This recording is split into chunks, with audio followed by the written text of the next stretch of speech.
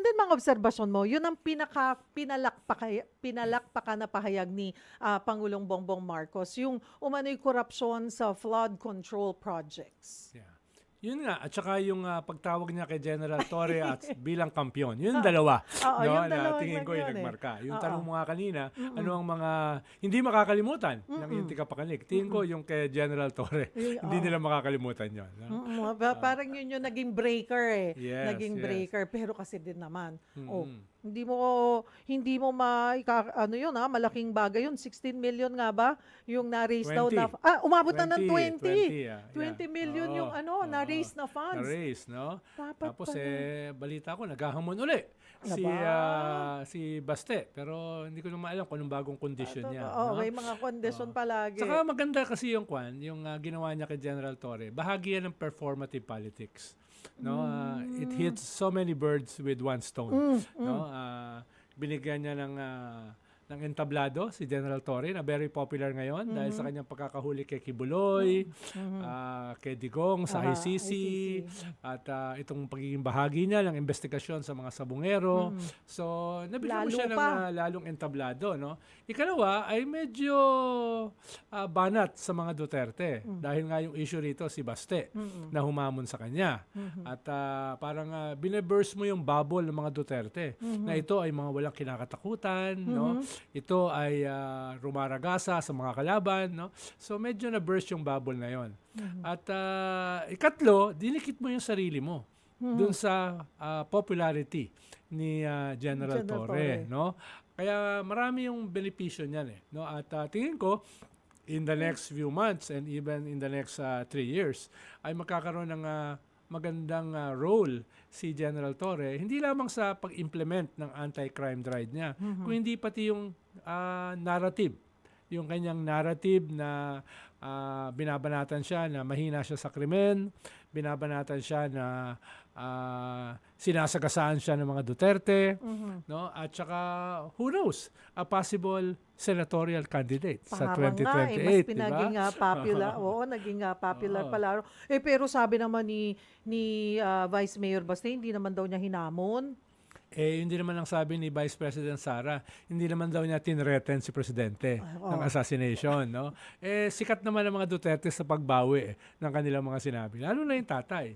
No? Nakailang bawi yan nung bago siya nakulong, no? At yung mga lumalabas na yan sa mga social media, ano na yan organic. Talagang Yes. sila na yung naglalabas ng resibo. Tama. Naglalabas, makikita mo tapos pinagdidikit-dikit nila na sino nga ba talaga nagsasabi ng totoo. Tama. Pero sana simula na talaga yon kasi sobra-sobra na yung natin fake news, misinformation, na sana this time mga kapatid maging responsable tayo at sa atin na magmula yung pagsisiwalat ng tunay, totoong mga impormasyon. Speaking of that, yes, go ahead. And going back to the SONA, Yes. ito yung backdrop going into the SONA.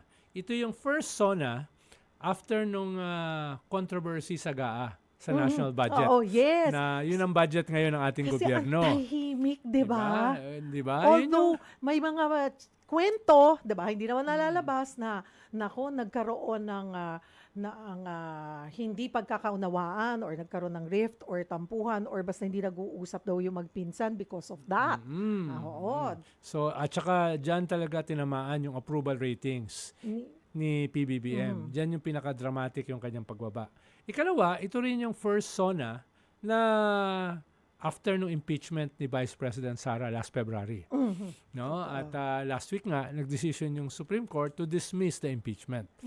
Ikatlo, ito yung first SONA after the arrest of Digong. No? Na binigay nila sa The Hague, sa ICC. Ito rin yung first SONA after the midterm election na plebiscite on the president. A referendum on his government.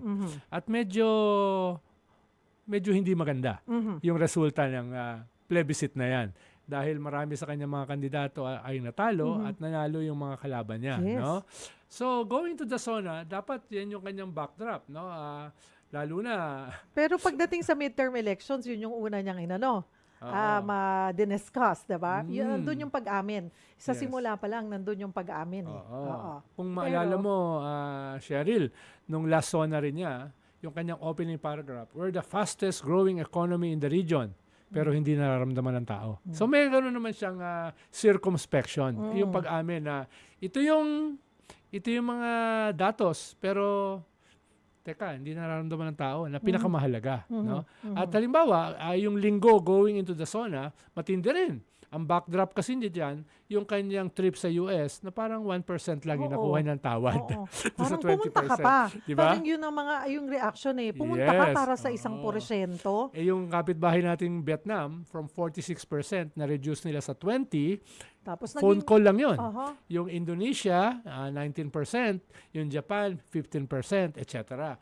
So, wala silang pinuntahan. Nagtumawag lang sila. Ako nga, Naisahan ba tayo dun? inaasahan ko na mas bababayan at Sa least 17 at eh. least 15. Oo. 17 na dati. Kaya nga. 17 na dati, tumaas sa 20, bumaba sa 19. Akala ko mas lower Diba? than 17 for him to, hindi pa nila naramdaman yon na parang wag ka nang tumuloy, Pangulo, kasi Napaka-unpredictable kasi ng presidente ng US. Also, diba? oo. Pero, parang patronizing pa, he drove a hard bargain, no? Ganon-ganon. 1%, di ba? Yun yung isang backdrop nung a week before. Ikalawa, yung massive floods. Yes. Kaya no choice siya kundi pag-usapan yung libo-libong flood control projects dahil yun yung backdrop nung kanyang SONA. Ikatlo ay yung boxing match, di ba? Na medyo nagamit naman niya, di ba? Nagamit naman niya. At ikatlo ay kaapat, yung impeachment. Doon sana man lang nagsalita siya ng kahit nirespeto natin yung separation of One-liner. powers, we have to defend the Constitution, di ba?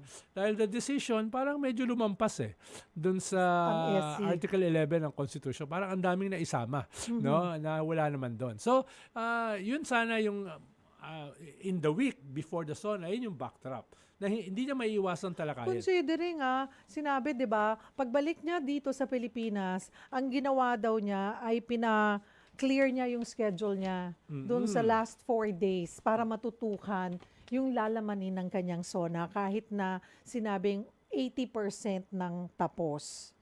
So, yun bang, sige, puntahan natin yung nilaman ng SONA. Nagsilbi po kayo during Aquino administration. Sino man nagde-decide yan? Paano ba yan sinasala? Kasi syempre, ang different government agencies, gusto nilang mabanggit man lang, di ba? Yan ang isa sa mga gustong maririnig di ba? Ibig sabihin, may ginagawa ka. So, who really decides? Of course, he should be the final. He has the final say dapat. Pero paano ba yan nilalatag? Well, una kasi consultation yan ng mga clusters, no? Para hindi naman ganun karami. Yung clusters na yan, halimbawa, security cluster, halimbawa, social services cluster, halimbawa, yung economic cluster, bibigay yung kanilang mga suggestions, no? Mga defining elements nung kanilang ginawa for the past year, no? At yung gusto nilang gawin. Ikalawa, yung mga speechwriters. I-harness yan para hindi masyado maging boring, tedious, no? At lalagyan niya ng drama. Pero ang pinakamahalaga, yung presidente mismo. Halimbawa, si Pinoy makulit yan Bawat tuldok, no? Bawat salita, pinakapakialaman. Kaya pagod na pagod, walang tulugan yan yung mga speechwriter. Si Pinoy, insomniac, so lamang na siya. Pero yung kanyang mga speechwriter, hindi yan natutulog, no? 1-2 days, no? Tuloy-tuloy yan. Hanggang para sa kanila, para sa presidente, ma-perfect yung gusto niya. Paano? The SONA is not only a report card. It's not only prospective. It is the character of the president. Also. No? At mahalaga ito dahil midterm ito Ibig sabihin, yung next 3 years, ito na yung legacy mo Anong gagawin mo? Hataw ka na dyan Hataw ka na dapat. Oo. At papunta ka na sa isang very defining presidential election. Yes. Diba? So, importante yung SONA na yan, no? At mahalaga na may drama rin, no? Huwag mong kalimutan, halimbawa si Mang Pandoy ni FBR, di ba? Ito yung mukha ng kahirapan. Ito yung babaguhin ko. Bangkang papel. Di ba? Bangkang papel ni GMA. No tuwang-wang ni Pinoy. So may mga ganun ka na mga very dramatic na magmamarka, which defines yung political project mo, which defines your leadership, no? Hindi yan ganun kadali. Kinukonsulta mo yan mga PR, mga media, no? Paano gagawin yan? Yung paa nila nasa consciousness ng tao na ano bang gusto ng tao. In a way, yung kanyang SONA is partly doing that dahil medyo very populist kumpara sa iba niyang SONA. No? Gusto niyang ipakita yung kanyang empathy sa mga tao sa pamamagitan ng kanyang SONA. Kaya expansion of health, expansion of education, expansion ng social services. Gusto niyang gawin yon. Minsan naghahalo na yung mga ongoing ng ginagawa ng gobyerno. Na, teka, dialysis, ginagawa na talaga to. Mga ganyan. Pero sinabi mo pa rin, no, just to emphasize na ikaw ay nakikiisa sa kanila. No? Yan yung parang report card. Ikalawa, yung gusto mong gawin sa susunod na taon or even 3 years. No? Sinasabi mo dito. Pero hindi kasi nangyayari lahat yan in a vacuum. Ibig sabihin, nangyayari yan sa isang political landscape, sa isang national situation na gusto mong i-dramatize yung iyong gustong gawin at yung iyong leadership. Halimbawa, ba'y tahimik ka doon sa political earthquake ng away mo sa mga Duterte?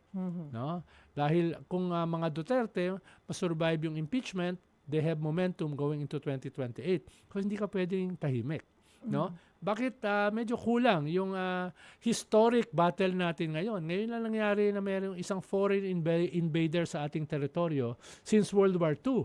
Sana pinalakas mo naman yung aspeto ng West Philippine Sea. Halimbawa, naglagay ka ng mga 20 mangingisda sa harapan ng iyong SONA. Ito yung muka ng West Philippine Sea. Yung ganun ba mga drama? Yung performative politics, di ba? Ikatlo, ito yung talagang mortal na away mo sa mga Duterte. No, na nakasalang ang impeachment, nasa ICC, may mga kasong parating do sa mga kaalyado. So anong sasabihin mo tungkol dito? Maglagay ka ng mga 20 na pamilya ng mga EJK. Ito yung ating pinaglalaban. Ito yung crimes against humanity. Ito yung impunity. At bigla mo sasabihin, sasama tayo sa ICC. So, tinamaan ang iyong mga kalaban, tumaas ka as a strong leader, at respeto ka ng community of nations. So, marami kang benepisyo na actually, ginagawa mo na naman. No? Pero, kailangan mo i-dramatize. Yung mga ganun ba na mga bagay, halimbawa, sinara mo yung Pogo, previous SONA. Yeah. E di sabihin mo ngayon, isasara ko yung gambling. Dahil sabi ng simbahan, no? Ang daming mga bata ang sinasalanta nito dahil very accessible. Yes. Diba? Very accessible 50 sa cellphone. centavos nga lang daw pwede na Diba? Yung mga baon ng mga bata nawawala. Yes. Papagalitan ng guro at saka mga magulang, madedepress. Hindi mo alam kung anong gagawin nila. Pag na-depress yung mga ganyang mga murang edad. No? Tapos sila salanta ng gambling. Tapos wala ka man lang policy to regulate that. No? Na Kahit na sabihin niyang hindi total ban sana, pero regulation. Oo, stricter regulation. Kahit Kung mahina hindi pa siya tayo, handa. kahit mahina tayo sa regulation. Oo. Sabi ko, paano kaya i-regulate yun? Paano? Kasi parang lumalabas lang ngayon, ayan, napunta tayo doon, na ang mga unang hakbang is bawal na yung mga advertisement and ano. Pero okay, on the side lang yan eh. It's more of yung yung doon mismo, kahit natanggalin mo yung advertisement, wala na, hindi na nga kailangan kasi alam na ng lahat ng tao eh. Parang it won't, hindi na, it won't make a dent. Halimbawa, yung job mo sa mga kaaway mo, binanatan mo yung tubig na hindi umaabot sa gripo. Oo, diba? Pero ang sinabi mo, papaimbestigahan mo sa luwa. Luwa, yung pumayag dun sa 100 contracts, no, ng Prime Water sa mga local water utilities, local government. Yan yung pumayag. Dapat tanggalin mo, ubusin mo muna yan. Yung luwa. Tanggalin mo muna yung luwa, paltan mo muna bago mo bigyan ng power para imbestigahan yan. Pero yung luwa kasi under yan ng DPWH. Nung nagawa yung mga proyekto na yan ng Prime Water, sino ang head ng DPWH ngayon? Yung head ngayon, no? Yung head ngayon ng Committee on Public Works sa Senado. Yun ngayon yung... So, dapat dali mo sa logical conclusion no? Pag sumunto ka, tuloy-tuloy mo na, di ba? Yun yung dapat maganda, tinayuan, pinaka-defining. Binanata mo yung mga flood control. Pero paano ba nagsimula yung problema sa flood control? Paano ka nagkaroon ng libo-libong flood control? Ang kailangan mo halimbawa sa Metro Manila, isa lang. Hindi pwede na may flood control yung isang munisipyo, isang syudad, tapos yung kabila iba. Dapat isa lang Isa. yan eh. Holistic, Oo. integrated, Yung drainage, plan. water Kasi impounding, etc. Lalong magkaka-leche-leche yung lalo tayong babahain kung kanya-kanya ang planning. Dapat may isang buong Correct. mega plan. Parang Correct. ganun, Tapos diba? sasabihin mo, i-audit ang DPWH. Kasabwat ang DPWH dyan sa mga flood control na yan. Kasama sila sa mga nag-screen at pumayag ng mga yan. So, pwede bang ibang independent body ang mag-investigate dyan? No? So, yung ganun ba na may positibo pero parang kulang. No? Kaya nga sabi ko, cup half full, half empty. Yung nangyayari. No? Lalo na, nung sinabi mo yung ipapa-audit, ipapakulong, kakasuhan, at ipapublicize yung mga may kinalaman dito sa anomalous flood control projects, standing ovation. Pero nung tinitingnan ko yung nag-i-standing ovation, teka, parang involved itong mga to doon sa mga insertions para sa flood control. No? Exactly. Bakit sila yung pinakamalakas ang palakpak? Ano? At saka, Tumayo.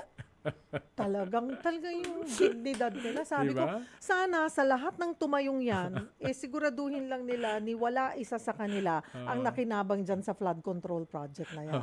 Diba? siguro masyado lang tayong cynical at saka skeptical, Sheryl. Pero tingin ko marami sa ating mga... tsaka si House Speaker, Marami sa ating nagtayuan kababayan din. na pinapanood yan, parang natatawa o nagagalit. No? Anyari, di ba? Yun yung, Talaga ba? Ako yun na lang ang naging reaksyon ko. Talaga ba? Nakausap namin si Secretary Bonoan kahapon. Sabi ko nga, paano sisimulan nyo at paano nyo gagawin yung investigasyon para mayroon talagang managot? Sabi niya, gagawa ho ba kayo ng isang independent body or isang team that will do that?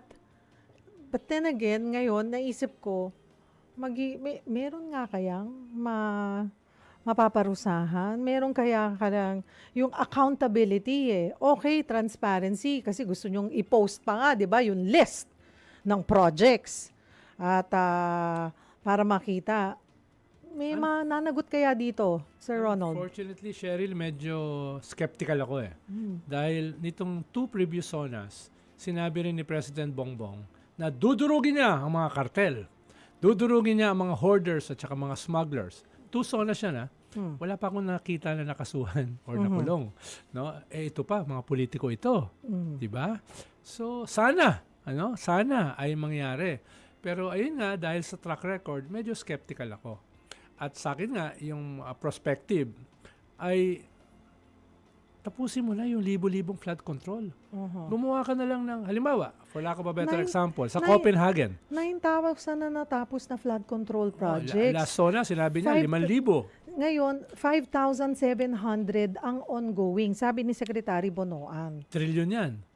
Halimbawa, sa Copenhagen, nagkaroon sila ng Undoy level flooding noong 2011. So, nag-decision sila, hindi na pwede ito. So, gumastos sila ng, yung sa peso value, 74 billion para sa isang holistic, singular, na integrated flood control sa Copenhagen, capital to ng Denmark.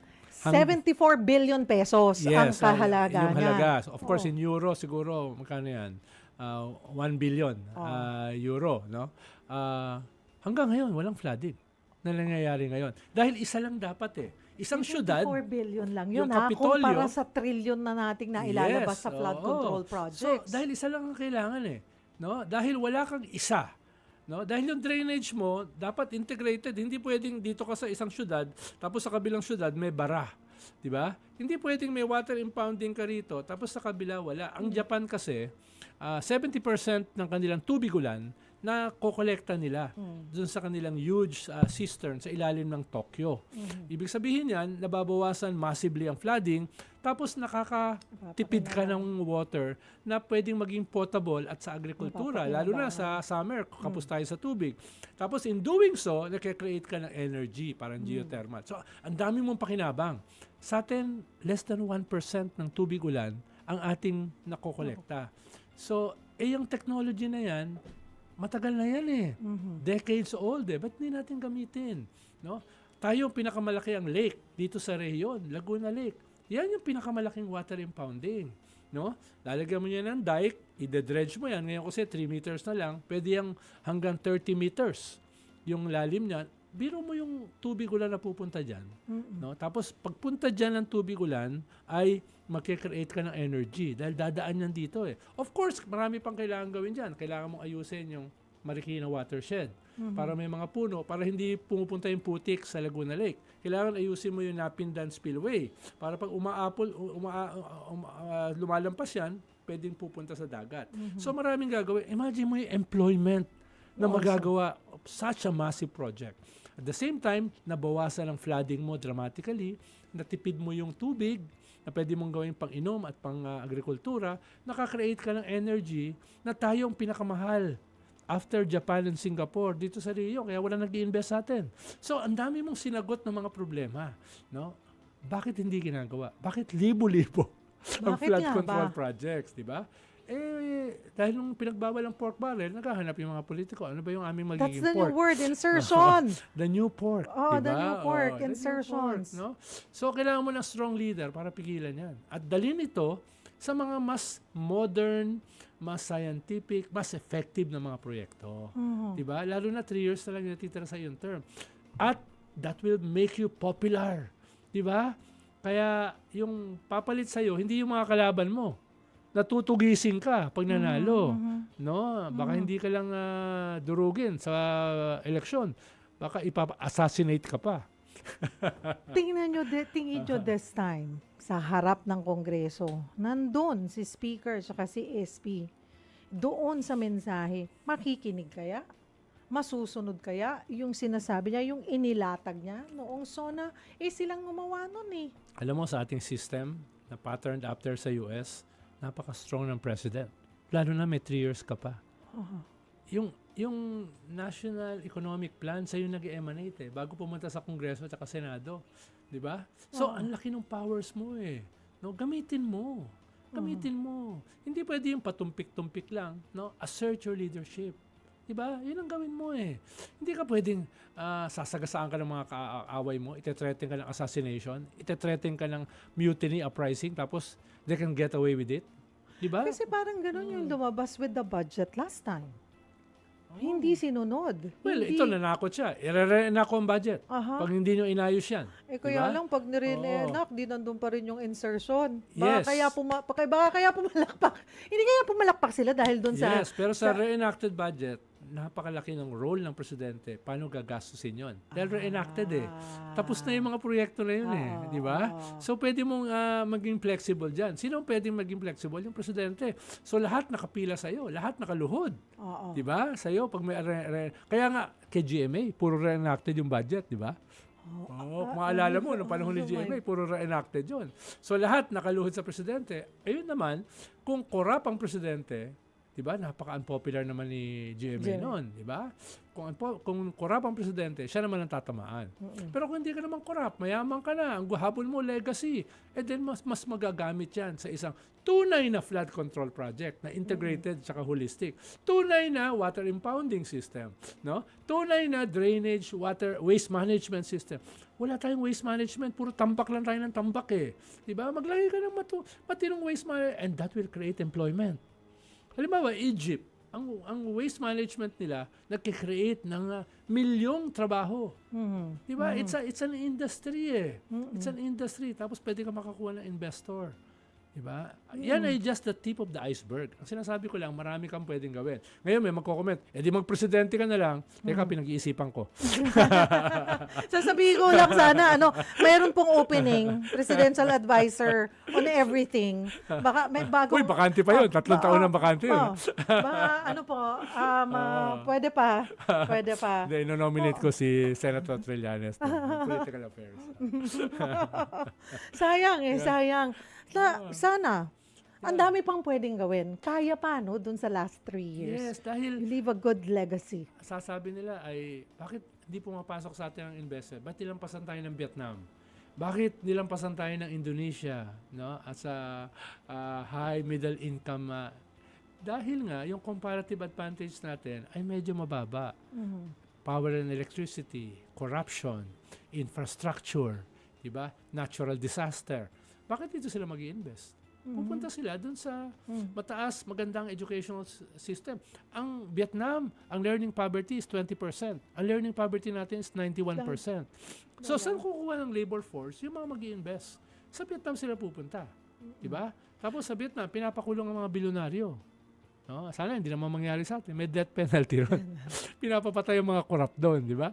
So, sa atin naman, hindi naman kailangan papatay. Ipakulong man lang, kasuhan, di ba? Correct. So, gumaganda ang image ngayon ng Vietnam as an investment hub.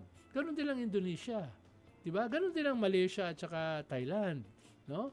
Sa atin, kailangan natin ayusin yun. Ease of doing business, naku, ang daming pipirman, ang daming mong bibigyan. Pinaiksi na daw. Yes, lagi. Lagi pinapaiksi. Pero pag Ganun kinausap pa mo rin. yung mga investor, halimbawa, may kausap ako, dating head ng isang chamber of commerce. No? Sabi niya, hindi na ako babalik dito. Ayaw na. Ayaw na, no? Bakit sa Baguio ang dami nag-i-invest? Nandun siya sa Kwan. Siguro, kung minimal ang corruption, no?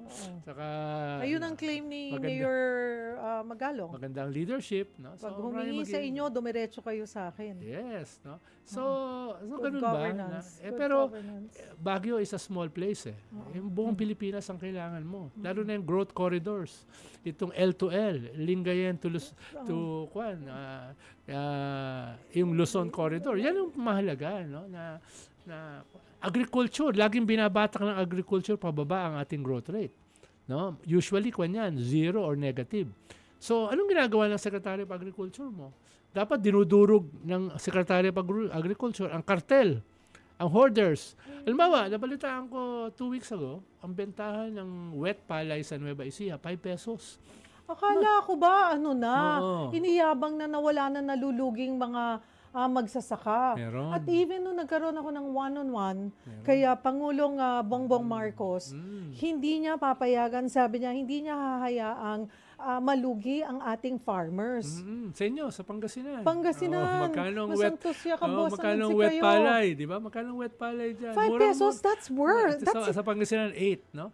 Kumbaga, wala masyadong social insurance, no? Pag naulan, nabagyo, etc.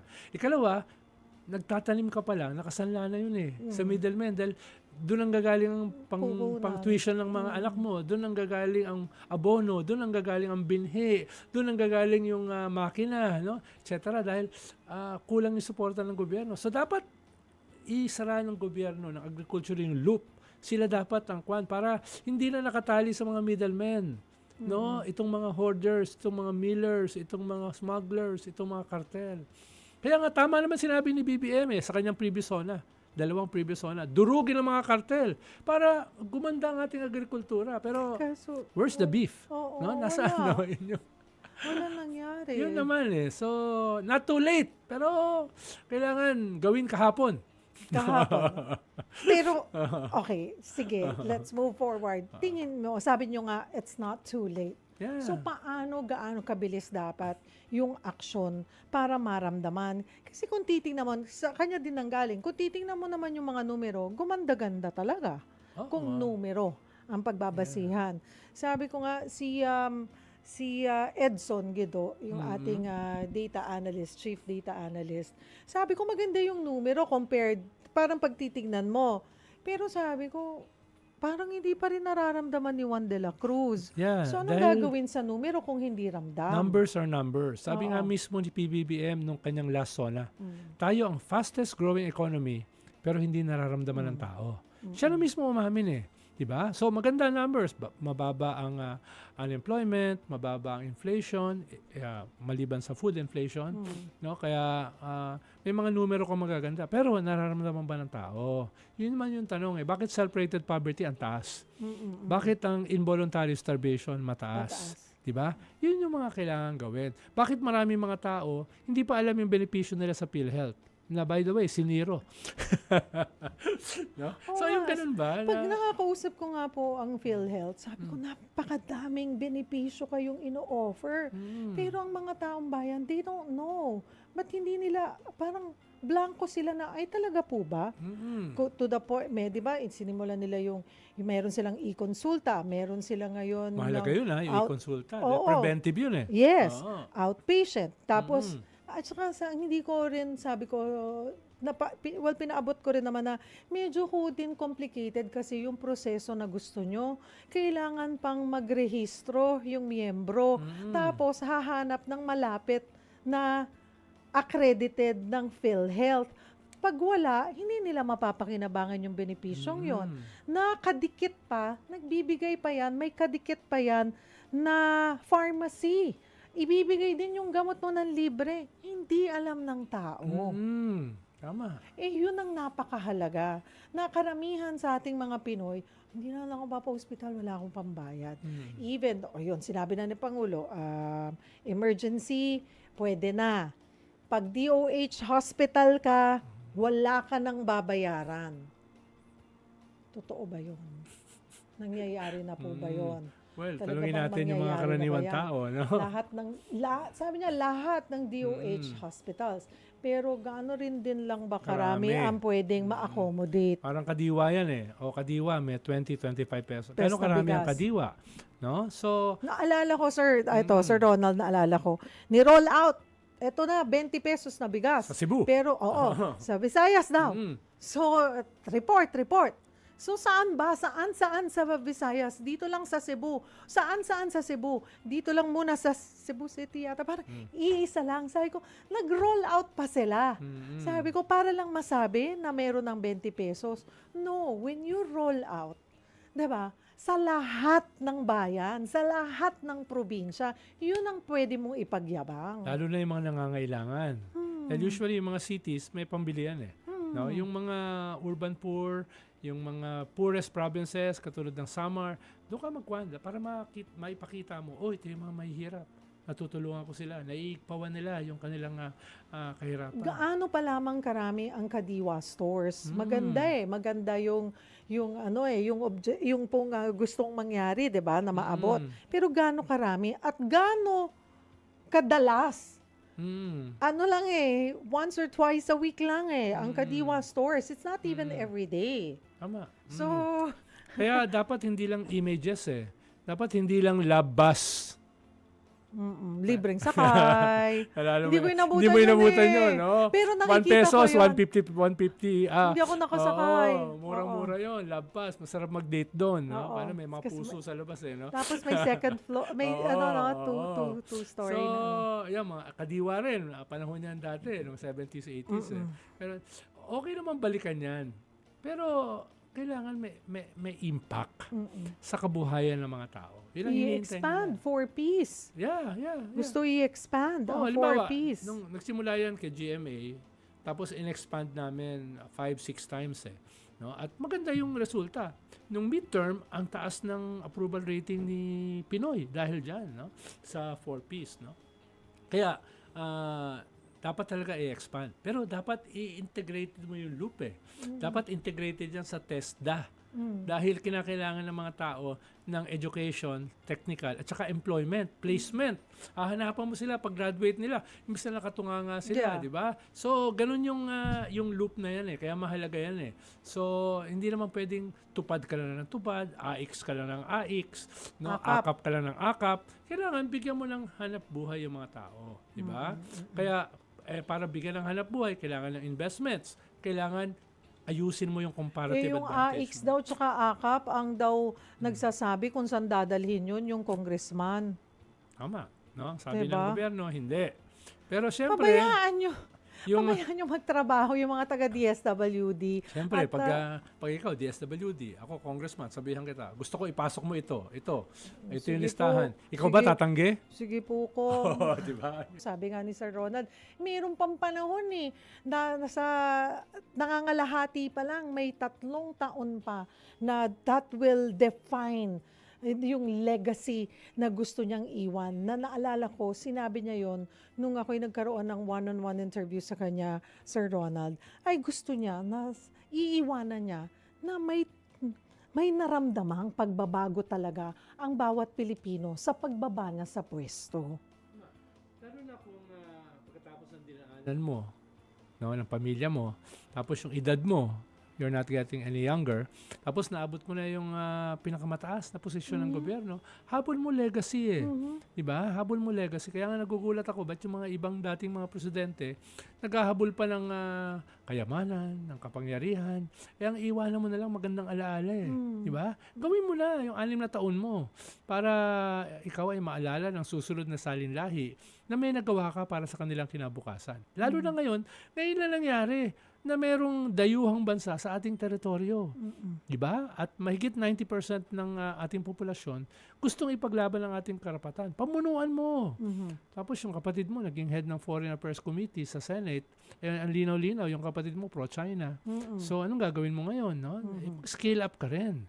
Mag-scale up ka rin. Medyo na dismaya ako dito sa mga co-chairmanship sa Senado. Chairmanship doon sa sa Senate, kompleto na eh, di ba? Parang mga conflict of interest eh. Nandun.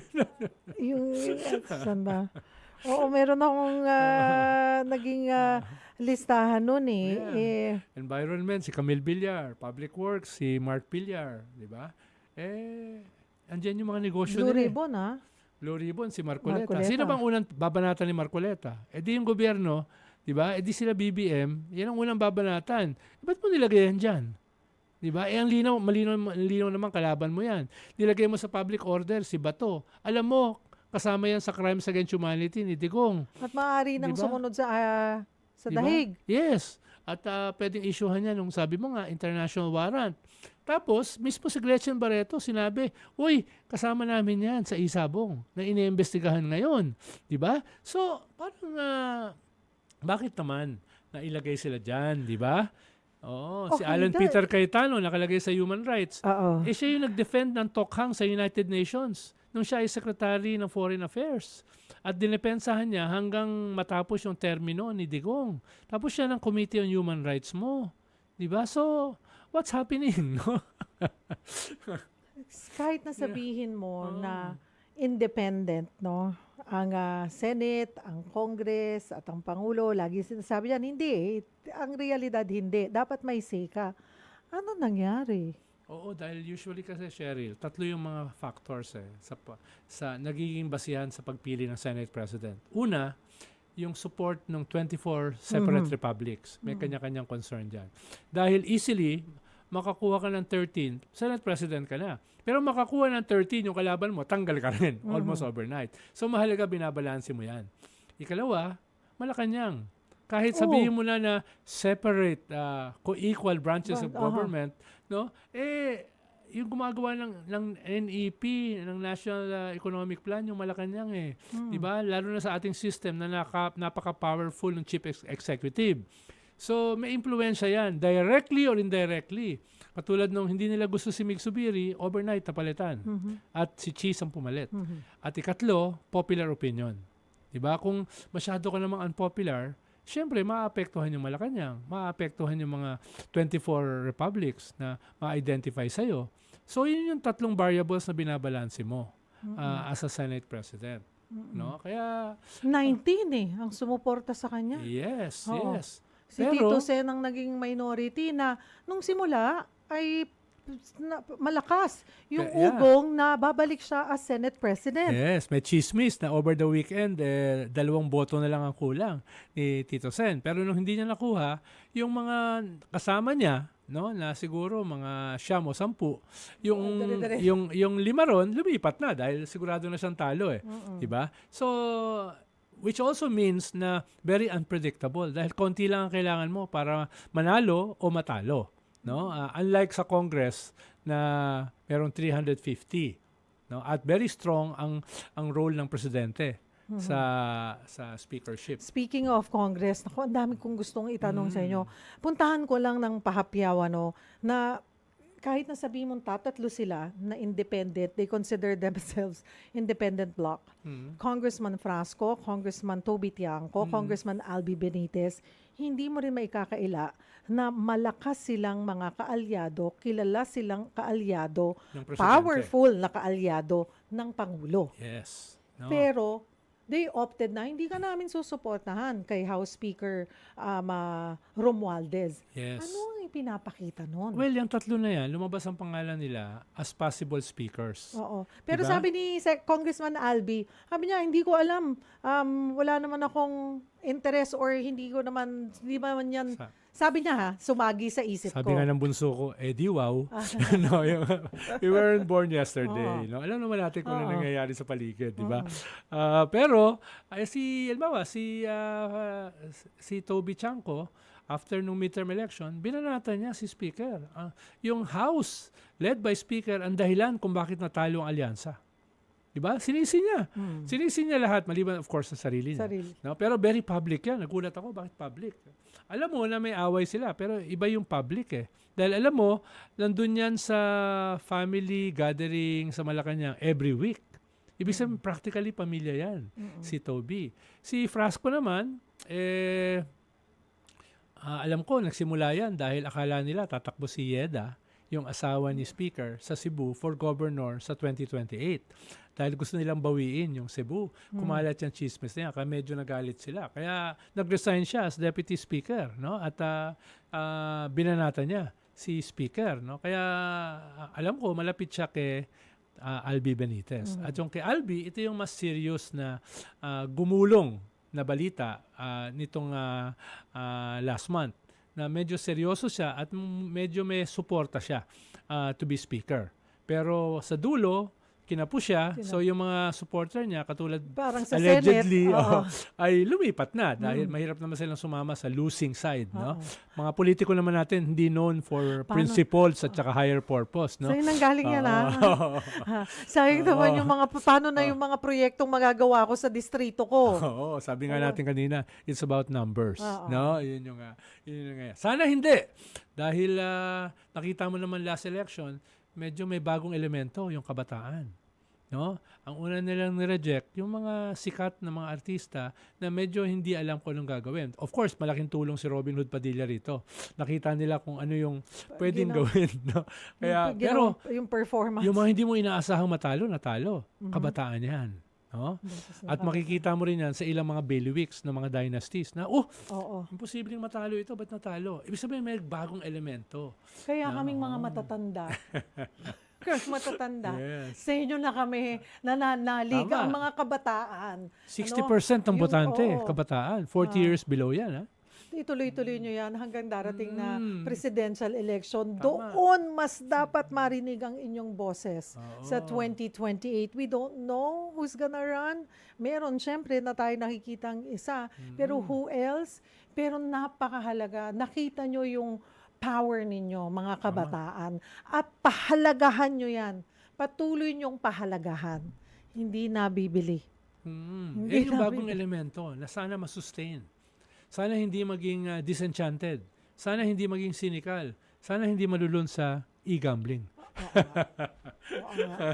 Sayang, gipit yung oras natin. Sana minsan makidnap kita ulit, ibabalik kita. Kaya without ransom. Wala namang magra-ransom sa akin doon. Without ransom, hindi ako hihingi ng pero sana ay maimbitahan po namin kayo ulit sa Ronald. Sayang bitin, ang sarap ng ating kwentuhan.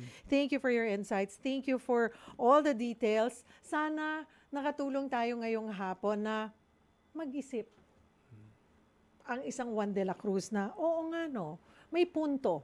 Pwede nyo pong tanggapin yung mga opinion na narinig nyo, yung mga napag-usapan natin. Pwede rin ninyong hindi acceptable sa inyo. Tama. Pero at least man lang po, nag-isip.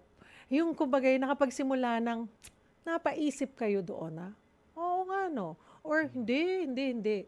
Ibig sabihin, involved pa rin kayo or nagmamalasakit pa rin po kayo sa nangyayari sa ating bansa.